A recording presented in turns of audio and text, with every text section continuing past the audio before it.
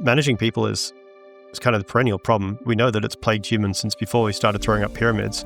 And here we are in 2026 on the cusp of superintelligence, we still haven't solved it. Right? Like essentially all the really discriminating high-paying jobs in business are management jobs. Essentially quarterly results for any business come down to quality of management. It's very unusual that a company will like live or die on the basis of like just some pure technological deus ex machina. It's almost all about coordination problem, right? Getting people to do stuff. Yeah, I definitely agree with you on that point. And I love how you pointed out that it is just this forever problem.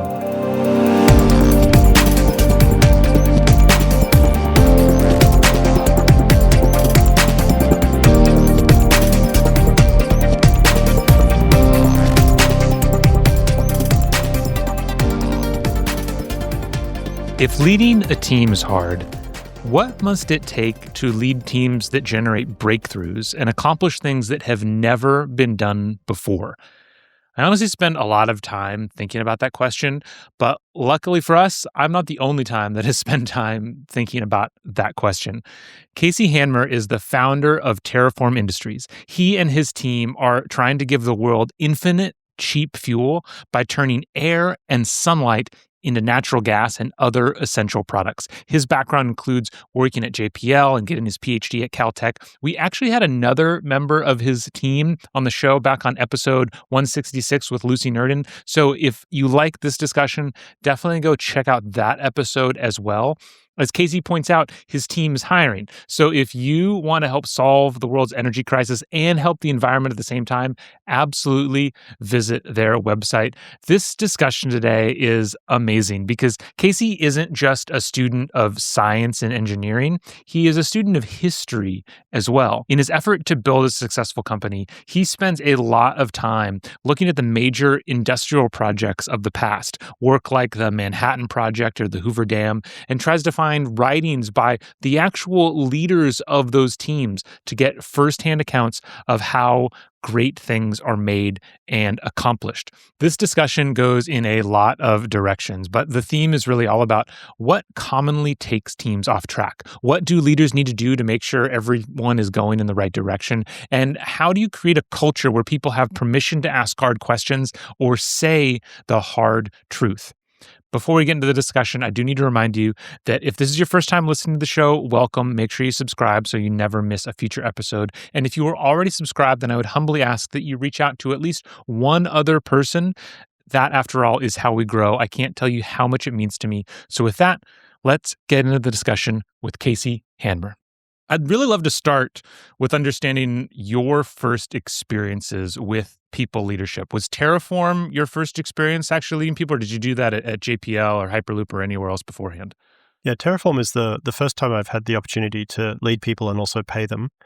I'd previously been involved in leadership activities in high school and in college, mostly in a kind of outdoor adventure capacity, a little bit of, it's kind of cooperative ventures and stuff like that. But yeah, Terraform's the first time that I've had line responsibility in a corporation with legal responsibilities and stuff like that as well. So you definitely went all in on that one on your first experience. You can't avoid it. Yeah, you have to kind of embrace it. I think my hair went grey as a result, but like 20-something families depend on me not making terrible decisions for their daily bread. And it's a weighty responsibility, but also kind of a joyful burden in a way. Yeah, absolutely. When you first took that leap, how did you think about kind of where to start? Were there any particular lessons that you kind of brought with you from managers that you have had from the past that had you kind of gave you direction, or did you just kind of dive in and see what happened?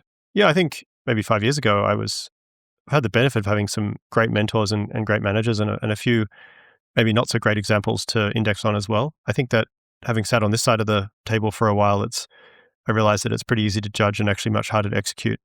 Managing people is kind of the perennial problem. We know that it's plagued humans since before we started throwing up pyramids. And here we are in 2026 on the cusp of superintelligence, we still haven't solved it.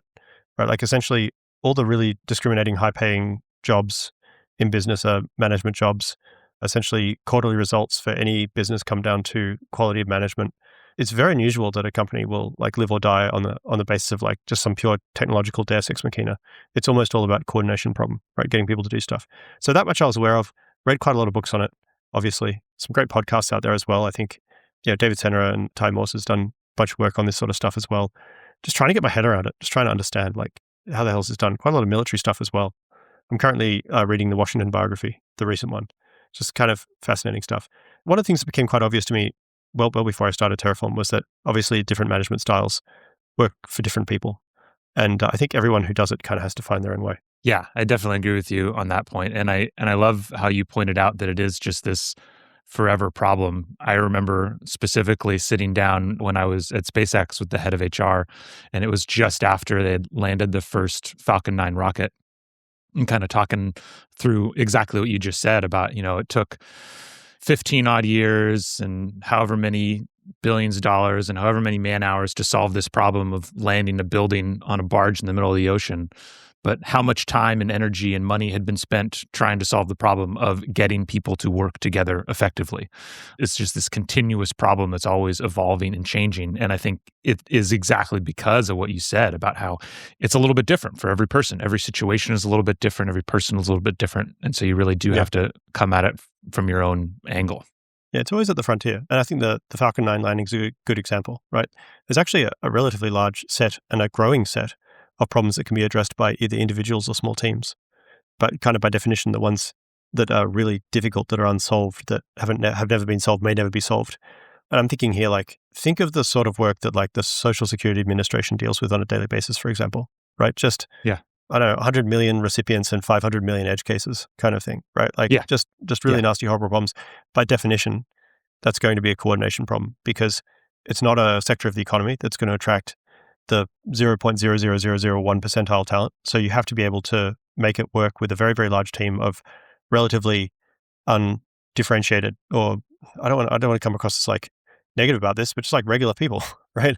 It's regular people, not like Titanic super geniuses who themselves would probably struggle to solve these problems as well.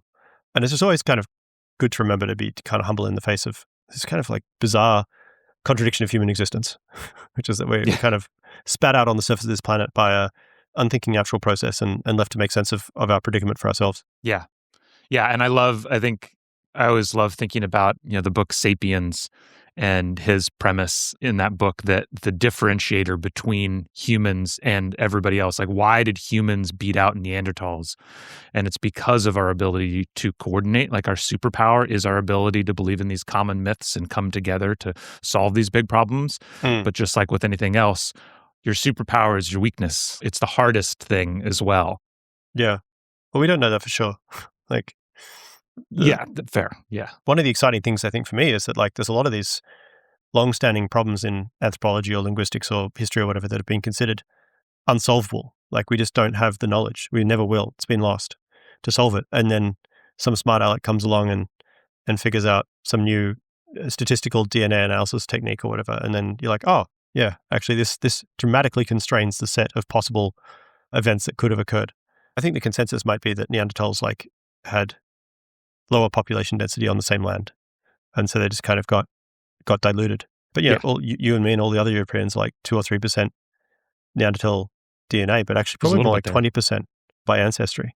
A lot of the genes were not particularly dominant and got replaced pretty quickly. Interesting. Yeah. I'd love to go back to this idea that you mentioned about the kind of these really big problems that are always kind of gated by your ability to work together and bring people together to solve them.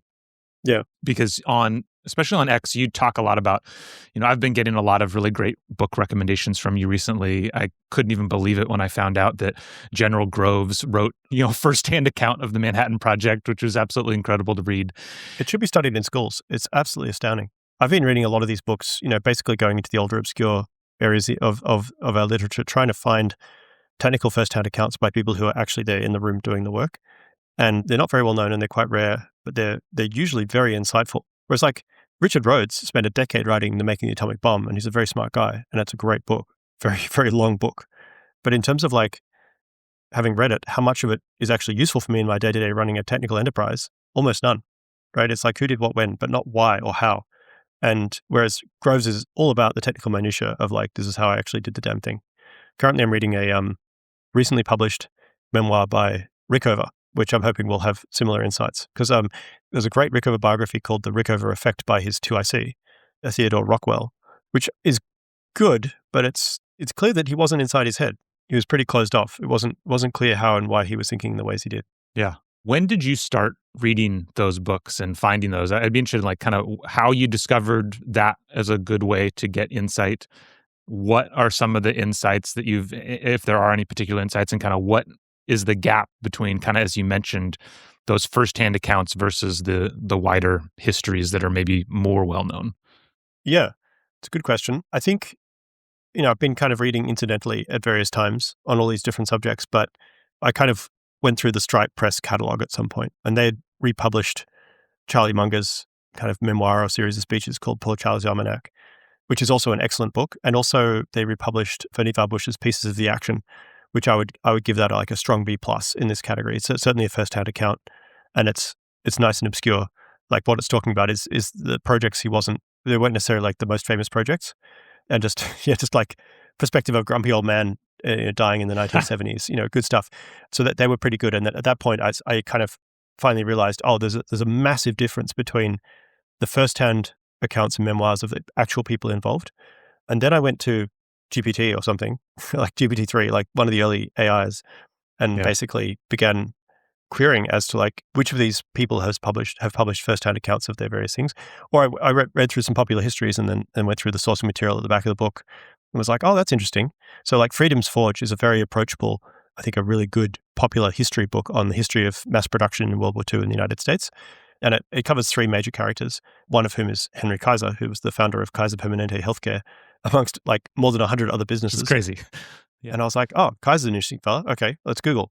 Kaiser biography. Oh, there's two of them. Okay, he died in 1969, and there were two biographies published in 1989 of all times, and then basically vanished without a trace. So I basically bought both of them, picked one up off the stack at random, and started reading it. I often read these books to my children late at night because it helps them go to sleep, and worked my way through it.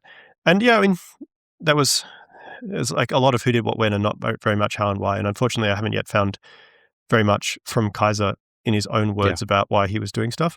I'm sure it exists. His papers and stuff are well archived, but I'm not positioned to write that history. So the last part of your question was, why is it so much better? I'm going to speculate here, but I think that in order to become noteworthy enough to become a titan of industry or something, you have to have kind of a lifelong obsession with some aspect of it, right? Actually, so for Henry Kaiser, he didn't really diversify until he was in his mid-50s, right? Until that point, he was doing mostly road building and ditch building, canals and stuff. And then he diversified into dozens and dozens of industries with a very competent team of senior executives kind of jumping around doing stuff, slurping up kind of pieces of the US war production system that were being sold off. But yeah, you have to be pretty obsessed with that stuff. And so when you write your memoir, you're going to focus not on like, oh, and then we went to the party at like Maud's place and she served tarts and whatever. But it's going to be like, yes. And then we went to yet another interminable dinner party, but I sat in the corner staring into space, obsessed with this problem that I've been trying to solve around like standardizing the grades of 316 stainless steel so that I can have like non-corrosive high pressure steam transfer pipes in my nuclear reactor or whatever the case may be, which is just the kind of nitty-gritty detail I'm interested in. That said, if you're not obsessed about those same sorts of things or the difficulties of running these technical projects, I would imagine that these books would not necessarily be quite as gripping a read as I find them. And even if you're someone who's interested in that area, I think that it definitely helps to have gotten your feet wet on the managerial front to be like, now I kind of understand the shape of the problem I'm trying to understand. And then you can read the books with that insight in mind. This is something that, a lot of people have told me over the years, which is like, romance novels are more fun after you've experienced heartbreak a few times or whatever. And I was like, okay, I believe you. But it's pretty much the same case here as well. Like, it's even reading a technical manual on how to disassemble and reassemble an engine is a lot more fun once you've actually done it in person. Yeah. There's a lot there that totally makes sense. It's kind of like, I think there's a level of these are the books for the nerds of the subject. Like you got to be like, that's who they're written by and that's who they're written for. Yeah. And then I also think that's really interesting. I've started doing this actually a lot myself. I went through a really big reading phase a few years ago when I first left the military to kind of figure out what corporate life was like. And I find now going back and rereading them, they're different books because of some of those. It's like, you've probably heard the phrase, great players don't make great coaches, which sometimes is true, sometimes isn't. But often that idea comes from this gap where somebody like a Henry Kaiser, they might be saying things that they're skipping over things that like they don't even think to explain or think about that the layman doesn't understand. But once you've had a little bit of experience, you've managed some people, you've run some technical projects, it's probably a lot easier to pick out the nuances of what an expert like that is saying. That's kind of what I picked up from what you were saying. Yeah, it's true. Actually, on the coaching point, there's an interesting side point to be made there, which is, again, everyone's mileage varies. But one of the issues that I had earlier on at Terraform, and now I understand what Jensen says when he says the first 5 years of NVIDIA was a disaster. It's a very unnatural thing, right? And for me, I found that the coaching aspect of the job was very natural because I'd brought in a founding team here at Terraform of people who were much better than me at everything they did, right? Yeah. And yet I still Yeah. wanted things to be done in a certain way. And I definitely need to be part of the conversation when it came to how things are being designed. So now it's a bit different because I'm recruiting people who know who I am and they're often like relatively fresh grads or whatever, and I have a lot to teach them. But back then I didn't fully appreciate that it doesn't matter how talented your co-founders or your co-founding team are. Everyone needs a coach. And if you're the CEO, you're the coach, right? Like, doesn't matter how brilliant Yeah. your favorite sports people are. They all need a coach to say, look, you're the fastest in the world, but you can be faster, you realize. And the only thing standing between you and being faster is, a little bit more pain tolerance and a little bit more effort and also better directed effort. So you're not wasting your time in the gym working on muscle groups that don't matter or whatever the case may be. I'm betraying my lack of enthusiasm around sporting and physical exercise here. But yeah, it really does. There's some sports where a lot of performance is quite psychological, or it's about just stick-to-itiveness, right? Rather than being born with a particular set of genes. And I really think that's the case. There is probably a threshold of like some fundamental genetic or whatever capability necessary to be effective as a leader or a manager, but it's not that exclusive. I don't think it's that exclusive. I think it's mostly an attitude thing, and then to quote Charlie Munger, a compounding thing, right? You need to kind of get on the track of self-improvement and then run that cycle as quickly as you can to level up as quickly as you can. Yeah. Yeah. I mean, the coaching point makes a lot of sense. I think it's hard to argue that the realm in which we're most often scratching at the very edges of human ability is in sports and physical performance world. One, because it's so straightforward, but every organization that does it relies on continuous coaching all the time for every aspect. And so it makes sense that in any other realm, it would be the same way. What you were just saying really ties into something that I wanted to bring up about. You did an interview on the Relentless podcast where one of the things that it was a fantastic interview that I highly recommend everybody go listen to. There's one thing I remember you mentioning. I think the question was around what's something you've kind of changed your mind on as a leader. And what I remember hearing was kind of around this issue of almost what I took from it is if you want your organization to really do great things, you really got to push people. And that means you're, at least some of the time, got to be really hard on them. Is that right? Am I remembering that correctly? I mean, it's very easy as a manager to find a way to justify being an asshole, right? And that's not really what I'm getting at, although it is your job to make tough decisions. Those decisions roll to your feet, and if you don't make them, it kills the organization. And some of those decisions, just objectively, you'll feel like a bad person, right? Sometimes there's just no other way out, but it has to be done, right? It's a dirty job, and it's your job. It's what they're paying you for. No, I think what I was saying to Ty was it's about having the social permission to be very demanding of people.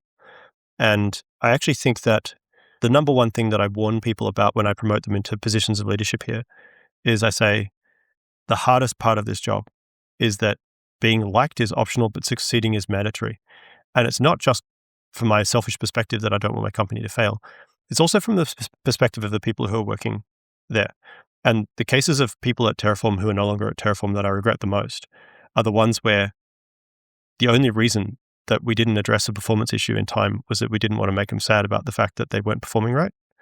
It just got worse and worse. It's just like, the patient is bleeding. You're going to have to stop the bleeding one way or another. It's not because they're bad people or they're stupid or anything. It's just they needed a very firm hand, and I was unable to provide one when they needed it. So I feel like a bad dad in that way, right? I have young children, and young children do silly stuff all the time, and they really do depend on their parents to provide the discipline they need to get to where they need to go. And it's a little bit like that with employees as well. And at the end of the day, I've had spirited disagreements with a number of employees, and we've come away from them ultimately having a better idea of what we're about and with a great deal of respect for each other. because everyone understands it comes from a point of view of not who's right and who's wrong, but like we need to make sure this works. And on the other hand, I've known a bunch of managers over the years who have thought that their job is a popularity contest, and they're all chummy and drinking and getting beers with their employees and so on, and getting the, it feels really good as a human monkey to have your fellow monkeys be like, oh, you're a cool guy, right? But meanwhile, the project is failing, team's failing, no one's learning. And after the fact, these people will realize, oh, I just wasted a year working for this guy because he wasn't prepared to hold me accountable. And now when I go and try and get another job, I have to kind of scooch over that part of my resume because I wasn't achieving anything. And it's very frustrating. You don't have that many years to level up, right? In a given career, particularly if you're early career, you really need to throw yourself at a real problem and actively seek out constructive but negative feedback from people that you trust to help you get to where you need to go. No one figures it out in a vacuum. You can't learn it from a book. It's kind of a real-time thing. You need to do it every single day. Yeah. One thing that I think is really helpful about a lot of people with kind of an engineering or a technical mindset is that they're very used to arguing about problems. Like I've watched two engineers just look like they were ready to kill each other in a room, and then they walk out of the room and they're fine because they were just arguing about the problem and I they think can that's healthy, separate those actually. two things. Yeah. Yeah. How do you think about creating a culture at Terraform where that is encouraged, where you can have those vigorous disagreements, but they are positive? Yeah. I've taken a lot of inspiration on that front from Patrick and John Collison, who run Stripe, because they understand that the correct thing to do with aggressive instincts is not to deny them, but it's to channel them, right? So I like that. you remain unfailingly polite, right? But you be aggressively helpful, right? Or aggressively truth-seeking. But it's always about playing the ball and not the man. So the way that this will usually work, and to be fair, like for some of the junior employees here, it can be a pretty confronting experience to have your first design review, and then I kind of open my mouth and I say, would you please explain this, right? And probably a third of the time, it comes from me just genuinely not understanding what they're doing because it hasn't been written down properly, or because I just don't know that much about some stuff, right? And some of the time I'm just like, I think they've made an error of judgment here, but I want them to explain how they got there. But it doesn't begin with a standing on the table, pointing a finger and screaming at them saying, you fucked this up again, you complete idiot. Even though it might feel like that sometimes, it begins with can you please explain what you're thinking about here, how you thought about this? And usually that's the point where it's kind of the invitation to dance. It's the invitation to jump off and really kind of drill in and see if we can understand what the core problem is. And I just think of an example just a couple of weeks ago where we're like basically talking around the subject on how to do sizing for a particular kind of radial heat transfer problem within what's called a chemical reactor.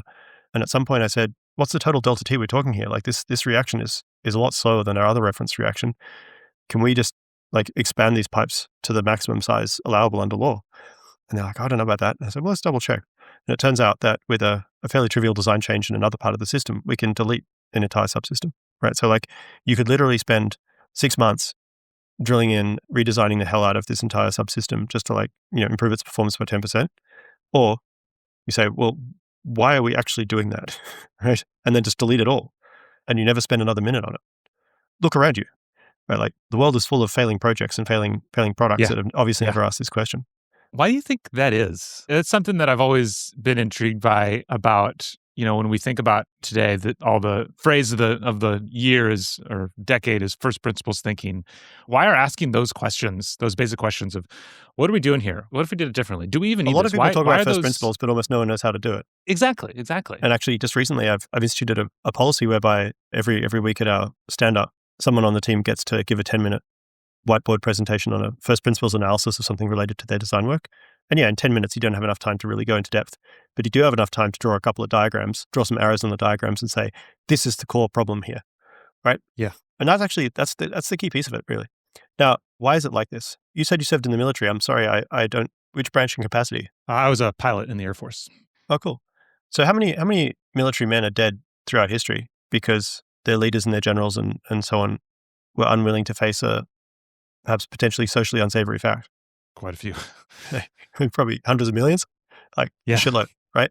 And it comes back to that kind of question of social permission. And I think that, there are some cultures in particular that have really had to, in the modern era, struggle with this idea of how do you make sure that when the less politicized junior employee speaks up and says, I don't really understand this, can you explain it?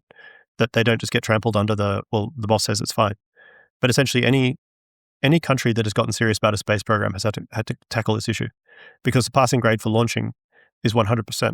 And if you look through the history of, the US space program throughout history, actually, but also in particular like the East and South Asian communities where there's very much a kind of seniority-based social power structure, like the Japanese just blew up another rocket, right? Yeah. So like they're still working their way through this problem, obviously. Yeah, it's kind of bizarre. But yeah, the funny thing is, like, I think Mark Andreessen said this, like, people will be willing to tolerate almost any amount of chronic pain to avoid even the smallest amount of acute pain. Yeah. Right? And the acute pain is the senior person saying, actually, I don't know. Or, no, the junior guy is right and I was wrong. Or, this employee is not in the right position in this company and it needs to be solved and everyone's going to get upset about it. Right? And instead, they'll just put up with basically their organization being destroyed from the inside out indefinitely until, ultimately they lose the war. I mean, if you read your history of World War II, this is basically how the Japanese lost the Second World War. Right? They like, just from like Pearl Harbor on, it was just like a whole series of unforced errors due to poor human coordination. And like within 4 years, the United States had invented a nuclear weapon and then dropped it on 2 of their cities. Like, it's hard to lose a war worse than that. Yeah. What you're saying kind of reminds me of, I've had this thought of, I don't necessarily like the terminology of like wartime leadership versus peacetime leadership. But if you use that, I was trying to think of like, what's the difference between these two? And to me, one of the fundamental things is that in peacetime, it's better to do nothing than make a mistake. And in wartime, it's better to make a mistake than do nothing. Ooh, I think that. that speaks to this kind of this idea of this like acute pain of just like, in wartime, it means even if we separate out of actual war, it's just like things are happening really quickly and the stakes are high. And so you cannot stand still. That's like the worst thing that you can do. And it forces a change. The way I would think about it is like, what is the value you place on pragmatism? Mm-hmm. Right? And I don't think pragmatism is a dirty word.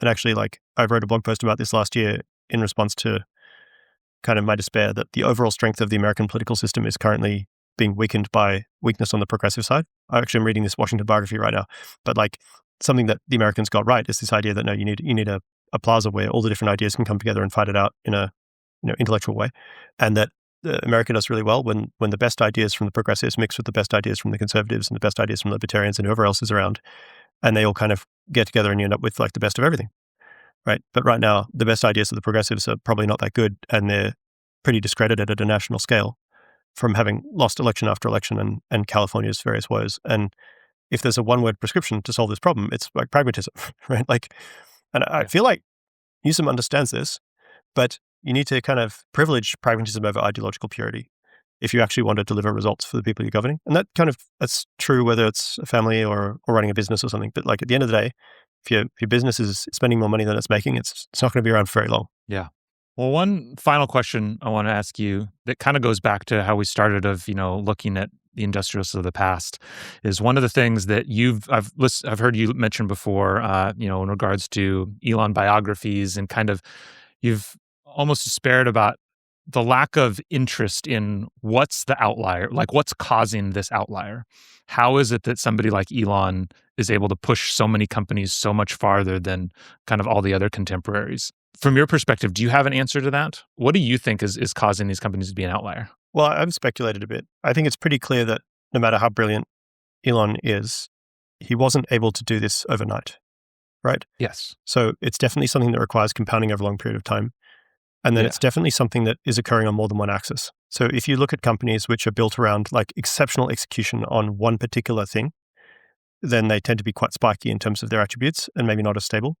And so I would say like, it turns out that if you're prepared to fight for long enough and just be like a few percent better on all the most important areas than your competitors, then you have the possibility of having a really big outsized return like we've seen here. Yeah. There's also, we kind of touched on this at the very beginning, this question of like how do small companies solving important problems become large companies still solving important problems without basically becoming bogged down by bureaucracy or like counterproductive bureaucracy. And one of the things that I always hear from my friends who work at the Elon companies is that they're very chaotic. It's always just like a boiling, like hair on fire catastrophe there at all times. And that obviously has all kinds of negative effects that are felt by customers and employees alike. But I think one of the major undervalued positive effects of that is that it's never really lost that dynamism, or like the dynamism is still strong that it would have had as an early startup as well. And so it's always worthwhile bearing in mind that there's like, once you're like, oh, well, we're a serious company now with 80 people, time to put processes in place, that you're walling off the path to the very out of distribution upside, as well as walling off numerous paths to terrible outcomes due to lack of coordination. I also think that Elon's leadership ability must be underrated. I think that it's just not well appreciated that how extraordinary a character he is. At the same time, you do say like, well, it's a big world and a big country. Like somehow in the 1780s or 1790s, the United States was able to scrape together 50 or 60 founders, of whom probably half a dozen or a dozen or so were considered really exceptional statesmen by the standards of their era and even our era. And yet here in a country that is 100 times richer and 100 times larger, it's kind of bizarre, isn't it? You think like, surely this would saturate at some point, right? Like Yeah. there are good generals and bad generals, but like, surely there's a ceiling, but maybe there isn't. Yeah. It's only my subjective experience as I've kind of grown up in this world that you go to a leadership conference somewhere and you get to meet these people and you're in a room with kind of ever more rarefied sets of leaders or whatever. And it certainly seems to me that like there's no real ceiling, right? Like you can sit around a table with 10 people and it's pretty clear like one or two of them are head and shoulders above the rest.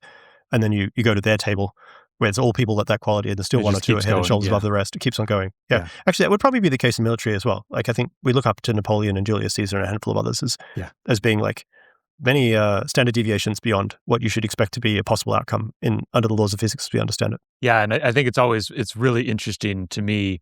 I 100% agree with you that curve just keeps going up and up. And yet individuals are really only able to distinguish a couple levels above them. Yeah, for sure. And then everybody above that appears the same, even though they're not. And so it becomes harder and harder for a very mass legible. audience, yeah. Right.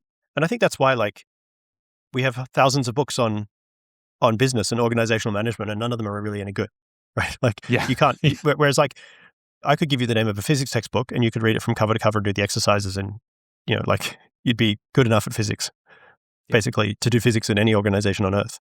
But I don't know if that's the case for manager. In fact, I know it is not the case. No one has yet written the leadership book.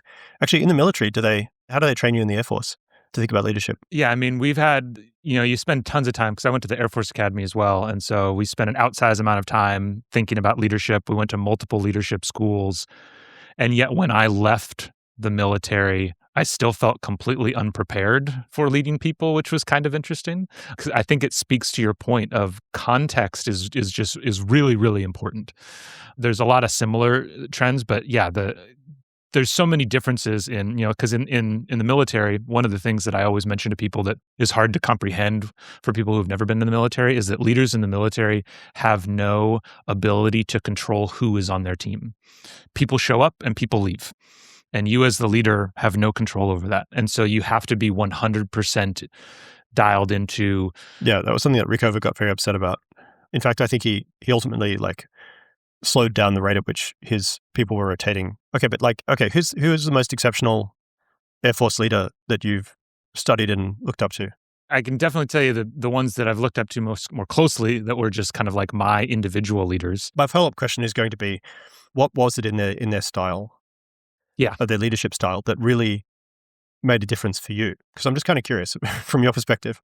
Like, because everyone knows about like Curtis LeMay or Hap Arnold or whatever, but who are these people? Yeah, I think the ability to, especially for really high-level leaders, the ability to connect with you and make it seem personal, not impersonal, even though you know in the back of your mind that it is impersonal, if that makes a sense. These generals who are meeting and talking with hundreds or thousands of people on a relatively daily basis, the ability for them to kind of like stop time and connect with you is the thing that really helps connect you with the mission. That's what I experienced anyway. Yeah, that's definitely Makes sense. An important thing. And actually something that comes through Plutarch's lives on Julius Caesar and also Napoleon's history, right? Yeah. Which is that they would actually get in the thick of it. And I think in Washington's case as well, like really expose themselves to danger and to hardship. And actually Hannibal, the Punic general as well, was reputed to, basically be seen as single-minded and tough and part of the action. I think that's an important part of it. Actually, that's an interesting question as well, which is, I now know this to be true, but if I had not had the example or seen it firsthand, I would not have suspected it to be the case because it's alien to my personal experience. But it turns out that like probably 80% of the value of the coaching that I provide for my employees here is not even me being like, hey, try to do it this way. It's just me being present in the room with my eyes open, looking at what Yes. they're doing. And like, how is it the case that just having like the manager or the boss be physically present, like paying attention to what's going on, improves the output so dramatically? I don't know. It's Yeah. weird. Like you would think if you're a well-paid engineer who's motivated extrinsically and intrinsically just to become as good as you can, then like you'd be able to run that loop in your head. Like, what will the boss think of this when he sees it? But no, it makes a huge difference just to be like present and be like, okay, show me your part. How does it work? Why did you do it that way? Yeah. It's Yeah, bizarre. asking. Yeah, it has very little to do with the giving the suggestions, but simply posing the question or prompting them to pose the question themselves. Yeah, some of them Yeah, it is eventually learn to interesting. internalize that a bit.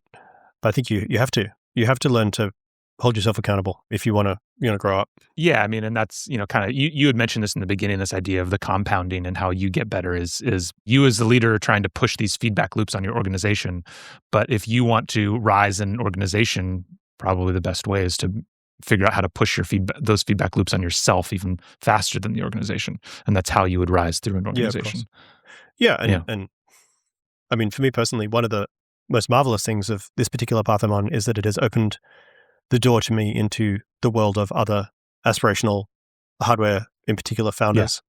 One of the impressions that I got from my youthful obsession with 19th century British naval history is just I guess some 18th as well, just like the loneliness of command, right? And I kind of expected this going in. I didn't start Terraform expecting it to be like super fun, but there are limits to the extent to which you can fraternize with or really fully communicate your concerns even to your like trusted advisors and stuff like that. It's just the nature of Yeah. the beast. And that was certainly the case on a ship, obviously, for obvious reasons. But captain to captain, when you're in port, having a chat over a glass of wine or a nice snack or something, you're all facing pretty much the same problems. And you compare notes on good books to read and good investors to talk to and helpful program officers in various government agencies and stuff like that. It makes a huge difference. Yeah, I'm sure. Yeah, and that's what I think is so great about the time we're living in right now with podcasts and just content everywhere, as much as so much of it is overwhelming and maybe not helpful, but it allows for it's still not captain to captain, but some of these discussions with people who are going through it that the rest of us can kind of learn from and get some of those insights from. So it's always great to get that inside view really in real time, and not when we're getting the crotchety 70-year-old version of what happened back 50 years ago. Well, it's still better than nothing. It's what It I is. like. Part of the shame is that like nowadays, a lot of the senior people, particularly in the AI space, for example, they're all like bound up by fear of litigation and NDAs and stuff like that, right? So like none of this stuff is really getting written down or being written down by people who are very authoritative, let's just say, which is a shame. Like think about posterity, right? Like this might be the most interesting period in human history. And basically for fear of like a low chance of a potentially annoying lawsuit, no one is writing down what they actually felt and thought about it. And so we just won't know. It's like, Yeah. it's unbelievably frustrating. So keep a secret diary and just Yeah, keep it secret. Yeah, that's a great idea. Whereas, how thankful am I that Leslie Groves, someone who I'm sure if I worked for him, I would have hated him, right? And vice versa. Yeah. Right. But how grateful am I that he lived long enough and took good enough notes and had good enough secretarial assistance that he was able to write this stuff down. Yeah, really incredible. As we close out, we haven't touched on Terraform yet at all. I'm going to mention should probably say it that in the upfront. intro. What's the next big milestone for you all? Yeah. So Terraform, my startup, is making synthetic fuels, natural gas and methanol and a few other things from sunlight and air and water, generic materials, to create infinite fuel for humanity forever. We're hiring. We have many opportunities for ambitious people, technical people to come and level up to challenge themselves with the best on the best problems that humanity currently faces. And I can't guarantee you'll have pure hedonic bliss at every moment, but I can guarantee you won't waste a single minute and you'll become the best version of yourself you can possibly be. So yeah, we're working on that. And we're also, we want to do some metals as well. So don't count yourself out just because you're not an organic chemist or something like that. We want to do pretty much all the primary materials. Amazing. And is there a big next milestone you're working towards right now? Yeah, it's actually, when we started out, like the milestones were kind of few and far between, but now the team has reached a certain size, we're kind of hitting fairly major achievements every few weeks. The next major thing I'm looking forward to is turning over some dirt at our test site. We've acquired and permitted a test site, and it's time to start the amazing. construction phase, which is very exciting. That should be up and running by the summer. And then we're also in the process of building like the the first kind of real scale methanol production reactor. We're qualifying our latest electrolyzer balancer plant. We have our next generation electrolyzer production system is currently either being assembled or all the parts are on their way to us. And direct air capture, like a bunch of different cool stuff's happening there. We're in the process of building absorption beds and CO2 release systems and all kinds of fun stuff. So it's all happening. Awesome. That's exciting. Well, thank you so much. I know you have a lot to do, so thank you so much for taking the time. This has been a fantastic discussion. You're most welcome.